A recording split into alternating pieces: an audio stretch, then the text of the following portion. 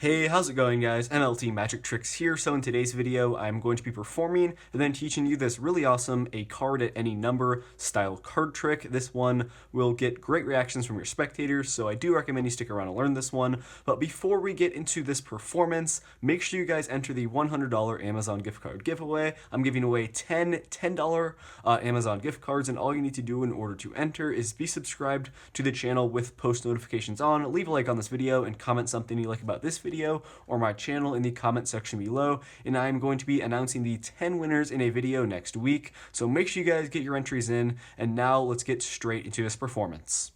Okay, so I'd start off this card trick here by giving the deck a quick riffle shuffle, like so, mixing up the cards. Now I would have my spectator cut the deck roughly in half, so let's say they cut the cards right about here. Now for this trick, we are only going to be dealing with half of the deck, so my spectator can choose either one of these two piles to continue the card trick with. So let's say they choose this pile right here. We'll go ahead and get rid of the other pile, like so. Now, at this point, I would hand my spectator this half of the deck, and they could just shuffle up the cards as much as they want to until they are satisfied. So once my spectator's done shuffling, I would have them think of a number between 1 and let's say 25, because we have roughly half of the cards. So when my spectator has their number, I would just have them think it in their head and, not tell me quite yet. So when my spectator has their number, they would go ahead and now make a selection. They could just call stop anywhere they want to as I dribble off cards here. So let's say they call stop right here. This is a free selection, and guys, for this card trick, I do not want to look at the card. So I'm just going to be showing you that is going to go ahead and be your selection right there. I promise I'm not looking. So guys, that is going to go ahead and be your selection. And we're going to get it lost back right here into this pack. I'm going to go ahead and give the card some cuts here, like so, losing your selection in this half of the deck. So at this point here, with your card lost in the pack, I would tell my spectator that this is the part of the trick where they're going to tell me their number that they were thinking of between 1 and 25. So let's say my spectator was thinking of the number 9.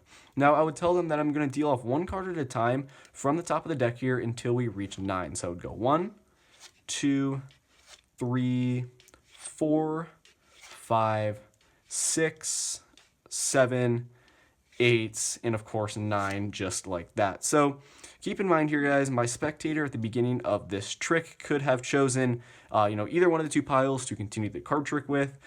They shuffled, they thought of any number they wanted to do between 1 and 25 and had a completely free selection for their cards. So it may seem impossible that the card in the 9th position from the top of this deck was somehow your selection right here, the 6 of hearts. So guys, that is the card trick. I hope you enjoyed this one, and if you want to learn how to do it, make sure to stick around for the tutorial. Okay, so I hope you guys enjoyed that card trick, and now let's get straight into the tutorial here. So this is actually not too difficult of a card trick to perform. There is no setup. You can do this trick with any deck of cards, and for this tutorial here, I'm going to teach you the exact way I perform this trick in the performance, and then I'm going to show you another way. It's basically a variation of this trick just at the end involving the move that you need to do. So I do recommend you guys stick around for the tutorial so you understand both ways of how to perform this trick. They're quite similar, but they are just a little bit different. So either way though, you're going to start off, you can have your spectator just shuffle up the deck as much as they want to until they are satisfied. And then you guys have the decision of either just dealing with the entire deck, or you can have your spectator cut the cards in half wherever they want to, so you're only using half of the cards. I like to use half just so your spectator does not make you deal 30 plus or 40 plus cards, because that can get quite tedious and it can honestly get a little bit boring to your spectator. So I do recommend sticking with half of the deck for the trick. They can choose either pile, so let's just say they want to use this one. You can go ahead and get rid of the other pile here. You can have your spectator shuffle it up again if you want to, but it really does not matter. Now at this point here, you're going to explain to your spectator that they're going to think of a number between 1 and let's say 25. You can tell them that because you do have roughly half of the cards. But if your spectator only cut this many cards and they want to use this pile, I would recommend adjusting the number between 1 and probably, like in this case, 15 or so, just so your spectator does not choose a number and then you don't have that many cards, because that would be bad. So make sure you guys are giving them a range of numbers that is appropriate to the amount of cards that you have. In this case, 25 works. Now your spectator is going to think of that number between 1 and 25. They're just going to keep it in their head, make sure they don't tell you. Now at this point, they're going to choose a card. So you guys can do any method you want to control their selection to the top once they've chosen their card. What I did in the performance is quite simple. They just call stop anywhere. They look at the card, and for the performance, guys, they're just going to look at the card. You do not want to look at it. It makes for a better effect if you do not see it. But for the tutorial, we'll go ahead and turn it over. So in this case, we have the Queen of Clubs. Now, I place the card back in where my spectator called stop, and then I dribbled the remaining cards back on top of their selection, starting kind of from behind here, towards me. In this case, that would be towards you guys when you're performing the trick yourself. You're going to dribble the cards like this, then lift up where the separation is. So now you have cut a thumb break, separating the rest of the cards, from their selection. Then you just transfer that to a pinky break, and you can just double undercut their card to the top like that. Or you guys can, have their card. You have their card in the middle here. You get your pinky break. You can just cut their card to the top. Either way, regardless, get their card to the top, and then all you need to do from here is just control their card to the bottom. You just slide it off like you're doing an overhand shuffle and maintain it there on the bottom. You can do some retaining shuffles as well.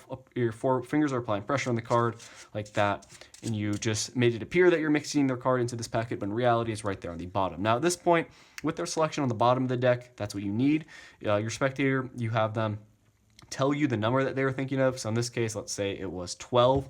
Now, as you're kind of talking to your spectator while doing that, you're going to need to get a thumb break below their card, so you can just pull off their card with your pinky, transfer that to a thumb break like that. That's all you need. Make it discreet. Make sure it's not too noticeable. Then you're going to deal off what number we say? I forgot. Was it 12? So either way, you're going to deal off the cards. You're going to 1, 2, 3, 4, 5, 6, 7, 8, 9, 10, and then when you get closer to the number, we're going to slow down a little bit. You're going to go 11, and then guys, all you're doing here essentially is just dropping their selection onto the deck here. So you're going to go 11, and you bring over the packet. You just drop the card like this, and you're going to say 12 at the same time as you're sliding off the top card, just like that. So now you have 13 cards with their selection right there in the 12th position. At this point, you're going to tell your spectator, you can just do a recap of the stuff you've done so far in the trick. And then as you're talking to them, doing some pattern there, you can come over, get a pinky break below the top two cards here, because you're going to be performing a double lift at this point. Or if you guys are experienced, you can just come over, get your double naturally. That works as well. Either way, you're going to be doing a double lift, and I recommend doing it as smooth as possible. Then you tell your spectator, it may seem impossible that the card in the 12th position from the top of the deck was your card. You turn over the double as 1, and then your spectator sees that their card was in the 12th position. But in reality, you did do a double lift, and you unfortunately don't come off completely clean. But do not worry, guys. The method I'm going to teach you right now for how to perform the same effect, you will actually come off completely clean here. So this is what I did in the performance, and now let's get into the other method here. It's quite simple. It relies on the same principle of you getting your spectator's card to the bottom of the deck. Let's say their number was 12 again. You go 1, 2, 3, 4, 5, 6, 7, 8, 9, 10, 11. Then when you're coming over here with the 12th card, you actually don't need a break. You can if you want to, but when you're doing this method, I do not recommend you guys have a break here under the bottommost card. So you come over for the 12th, and instead of sliding off the top card, you're going to be using your middle finger that's holding this bottom packet to slide off the bottom card at the same time as you're acting like you're sliding off the top card. But in reality, this is what it looks like in slow motion in the exposed view. You're actually sliding off that bottom card like that as the top card, and it makes it seem like you just took off the 12th card was from the top, but in reality it was from the bottom. And then obviously the 12th card will be their selection. So that in fast motion, this is what it'll look like. You have 11, and then you're telling your spectator, I'm going to come over here for 12, just like that. But in reality, you've stolen that bottom card, and their card is now in the 12th position. You can tell your spectator, okay, the 12th card from the top of the deck was your card. In this way, you actually do have 12 cards here. 1, 2, 3, 4, 5, 6, 7, 8, 9, 10, 11, 12. So honestly, I prefer the second method there, just because you do come off clean and you have the exact amount of cards that your spectator told you at the beginning.